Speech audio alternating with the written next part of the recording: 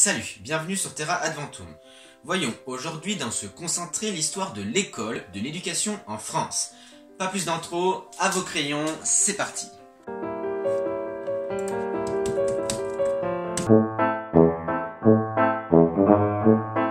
Le concentré, la connaissance à portée de main, par Terra Adventum. Qui a eu cette idée folle un jour d'inventer l'école? C'est ce sacré Charlemagne. C'est ce que chantait France Gall en 1964. Mais ce n'est bien sûr pas Charlemagne qui inventa l'école. Elle existe depuis bien longtemps dans l'Égypte antique, la Grèce antique, bref, depuis que l'écriture existe en gros. Mais Charlemagne a quand même eu un rapport étroit avec l'école. On en reparlera, mais voyons tout d'abord ce qu'il en est chez les Romains. Chez les Romains, seuls les enfants de riches, ou du moins seuls ceux dont les parents sont prêts à payer une certaine somme, peuvent être éduqués. L'école se trouve dans le forum. Le forum, c'est la place publique, le lieu de rencontre entre Romains. On y fait du commerce, de la politique, on y pratique la religion, etc. Tout se passe dans le forum. Ce sont principalement des garçons qui allaient à l'école, et les peu de filles qui allaient y restaient jusqu'à 12 ans, pour apprendre après les rôles de mère de famille. Alors que les garçons pouvaient eux continuer les études. L'enseignement était divisé en 3 niveaux. L'enseignement primaire, pour apprendre à lire, écrire et compter de 7 à 12 ans. L'enseignement secondaire, de 12 à 18 ans, pour apprendre la conjugaison et les déclinaisons latines, la rhétorique, tout en étudiant les écrits grecs et latins. L'enseignement supérieur, après 18 ans, seulement pour les plus riches, c'est dans ces écoles qu'étaient formées l'élite de la nation, les grandes figures. On pouvait y apprendre la philosophie, la rhétorique, le droit ou encore la médecine. Chez les Romains, l'éducation était assez importante, et malgré le fait que les écoles étaient payantes, de nombreux Romains et même certains esclaves savaient lire et écrire. Les fondements de notre école actuelle étaient déjà là. Avec la chute de l'Empire romain d'Occident, l'école devient moins important et plus religieux. En 789, le roi des Francs, qui n'est autre que notre cher Charlemagne, réinvente l'école. Du moins, en ouvre plein dans tout le royaume. Ces écoles suivent le même principe que les écoles romaines, on y apprend à lire, à écrire, à compter, à chanter, etc., ainsi que les 7 arts libéraux, que sont la grammaire, le dialectique, Méthode de discussion, de raisonnement, la rhétorique, l'arithmétique, les maths en gros. la musique, la géométrie et l'astronomie. On y rajoute cependant un gros truc, un très gros truc, la religion, le catholicisme donc. Bien sûr, seuls les nobles et le clergé, les plus riches en gros, peuvent se rendre à l'école. La langue enseignée est le latin, et l'école sert d'ailleurs principalement à former les membres du clergé. Cependant, une autre école est ouverte en parallèle pour le peuple. Charlemagne veut en effet mettre l'enseignement à la portée de tout le monde. Cette période de l'histoire, qui connaît un renouveau dans les études, dans l'école, dans la culture même, est appelée Renaissance carolingienne. Charlemagne a aussi simplifié l'écriture en imposant la minuscule caroline. Les lettres sont plus arrondies et la ponctuation et les espaces se généralisent. Bref, un style d'écriture dont nous avons hérité. Donc oui, Charlemagne a participé à l'amélioration de l'école, mais ne l'a en aucun cas inventé. Au XVIe et XVIIe siècle, l'école se développe. Tout d'abord, les jésuites créent plusieurs collèges.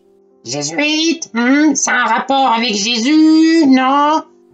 Oui, les jésuites, ce sont des clercs, des prêtres de la Compagnie de Jésus, une congrégation catholique masculine fondée en 1540, un ordre catholique. Leur but n'est pas de gouverner l'Église, mais de la servir, orientant leur activité dans l'évangélisation et dans l'éducation, d'où la formation de collèges jésuites.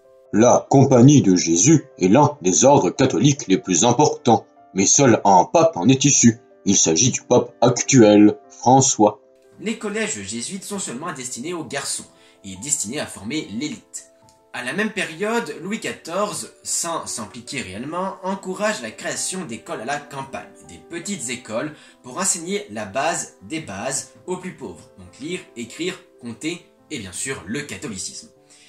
Et d'ailleurs, c'est souvent des clercs qui éduquent les enfants. L'école est maintenant enseignée en français ou en langue régionale. Mais bon, l'école reste toujours à un certain coût et ne permet pas un véritable suivi pédagogique. Lors de la Révolution française, la Convention nationale, c'est-à-dire le Parlement qui gouverne la France de 1792 à 1795, rend l'école gratuite et laïque, mettant fin aux écoles religieuses. Les clercs sont remplacés par des instituteurs. Le but est d'ouvrir l'enseignement primaire à tous les Français pour les éclairer, d'une part, et pour assurer la survie de la démocratie, d'autre part. Eh oui, car comme c'est un jeune régime, il faut convaincre les plus jeunes que c'est le bon régime. La science prend plus de place et des grandes écoles sont fondées, comme l'école polytechnique. Napoléon Bonaparte arrive au pouvoir en 1799. C'est la fin de la Révolution, place maintenant au consulat, de 1799 à 1804, et au Premier Empire, de 1804 à 1815. Les écoles et les principes imaginés lors de la Révolution sont supprimés. Retour dans le passé avec les écoles religieuses. L'école doit enseigner les principes de l'Église catholique. En 1802 apparaissent les premiers lycées et en 1809 c'est la première du baccalauréat, mais seuls les membres de la bourgeoisie ont alors les moyens de le passer. Selon les textes, il y a 6 écoles. Les écoles primaires, les pensionnats, les institutions, les collèges, les lycées et les facultés. Facultés qui sont au choix de théologie, de droit, de médecine, de lettres ou de sciences. Avec la fin de l'Empire, le système éducatif change. Lors de la seconde restauration de 1815 à 1830, les communes ont l'obligation d'essayer de faire en sorte que leurs enfants aillent à l'école primaire et même de la rendre gratuite pour les plus pauvres. Période suivante, la monarchie de Juillet de 1830 à 1848, la France est gouvernée par Louis-Philippe Ier. On cherche durant cette période à améliorer l'enseignement primaire. La loi Guizot de 1833 oblige les communes de plus de 500 habitants d'ouvrir une école pour garçons. Guizot fonde même des écoles primaires supérieures, des écoles après le primaire, donc le collège, mais destinées aux plus pauvres, car les vrais collèges et lycées de l'époque ne sont pas du tout abordables. Attends, par contre, l'éducation des filles, tu en as pas trop parlé. C'est vrai, alors avant la Renaissance, il y avait 2 lieux pour l'éducation des filles, les couvents et les écoles élémentaires, des écoles mixtes, mais qui ne plaisaient bien sûr pas à l'Église. Avec la pensée humaniste, les filles ont une éducation ciblée sur 3 missions. Se rendre agréable à son mari par ses charmes et sa conversation, l'aider dans le gouvernement des affaires domestiques, et savoir élever chrétiennement ses enfants. Par la suite, l'éducation des filles est de plus en plus mise en avant, certes avec toujours un train de retard sur les garçons, mais ça avance quand même. D'ailleurs, les communes doivent ouvrir des écoles pour filles en 1836, seulement 3 ans après ceux des garçons. Ah, bah ça va alors. Ce que j'ai oublié de dire, c'est que les écoles pour filles sont destinées aux plus riches.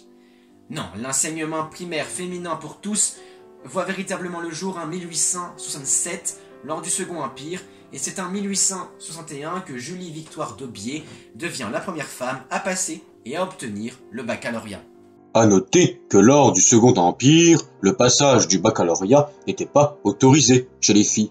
Elle a dû demander l'autorisation au ministre de l'Instruction publique. Et oui, ça ne s'est pas fait tout seul. Pour continuer sur l'éducation des filles, en 1880, lors de la Troisième République, apparaissent les lycées pour filles.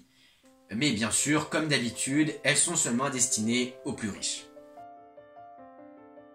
On est donc en pleine Troisième République. Jules Ferry, homme d'État français, ancien maire de Paris, devient en 1879 le ministre de l'Instruction publique et en 1880 le président du Conseil, en gros le Premier ministre. C'est là qu'il promulgue les lois Jules Ferry sur l'école primaire. L'école est maintenant gratuite, obligatoire et laïque. L'école devient donc en 1882 gratuite et obligatoire, de 6 à 13 ans. Cependant, un enfant peut quitter l'école avant ses 13 ans s'il obtient le certificat d'études primaires, un diplôme qui prouve l'acquisition des connaissances de base. Ce diplôme est officiellement supprimé en 1989. L'école, qui était alors depuis des lustres une affaire de religion, devient laïque. L'éducation religieuse est tout bonnement supprimée de l'éducation publique. Le catéchisme est remplacé par l'instruction morale et civique, et en 1886, les religieux ont l'interdiction d'enseigner dans le public. Bien sûr, dans le privé, c'est toujours autorisé, et la laïcité n'est pas appliquée en Alsace-Moselle. Logique, puisqu'elle n'est plus en France depuis 1871. La laïcité ne plaît bien sûr pas aux religieux, et en 1882 a même lieu ce que l'on nomme la guerre des manuels. Des manuels, pas des manuels. Okay, bon. l'Église mène une campagne de défense contestataire contre les lois Ferry. Bref, l'école devient enfin accessible à tous. Juste les écoles primaires, les lycées, par exemple, sont encore payants. Les instituteurs, durant cette période, sont appelés les hussards noirs. Ils ont pour but d'enseigner aux enfants les valeurs de la République française et sont souvent en désaccord avec le curé du village. Pour ne rien arranger en matière de religion, en 1905, l'État promulgue la loi de séparation de l'Église et de l'État. Ce qui s'ensuivit de 1907 à 1914, c'est la guerre scolaire. Débats et conflits sur la place de la religion dans l'éducation. Certains parents n'autorisent pas leurs enfants à suivre les cours de morale laïque. Et de l'autre côté, des instits comme Morisot lancent des propos anti-religieux. La France est en pleine division. Alors, qui a gagné ce duel? L'État ou l'Église? On va dire les deux. L'école reste bien sûr laïque et continue à défendre les valeurs de la République française. Mais l'État est obligé d'accorder la liberté d'enseignement. Les écoles privées, souvent religieuses, se multiplient et encore aujourd'hui, nous avons les écoles publiques et les écoles privées, certaines toujours enseignant les mœurs religieuses. En 1924, le baccalauréat s'ouvre officiellement aux filles qui peuvent maintenant faire des études supérieures. En 1933, l'enseignement secondaire devient gratuit. Sous le régime de Vichy, de 1940 à 1944, on fait marche arrière, enseignement secondaire redevient payant, les écoles primaires ferment pour redevenir des écoles religieuses, mais bon, bien sûr, avec la libération et la fin de la Seconde Guerre, ça redevient comme avant. En 1959, l'école devient officiellement obligatoire jusqu'à 16 ans. Mais dans les faits, il faut attendre 1971 pour que ça soit entièrement appliqué.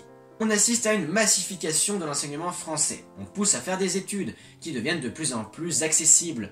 Le nombre d'étudiants augmente toujours, mais les universités ne peuvent pas suivre. Alors les manifestations étudiantes de mai 68 éclatent. Eh oui, mai 68, de base, c'est pour se plaindre des mauvaises conditions d'études. Les universités sont alors réformées depuis ces événements. L'école ressemble maintenant à peu près à ce que nous connaissons aujourd'hui. Une école gratuite, obligatoire jusqu'à 16 ans, et laïque.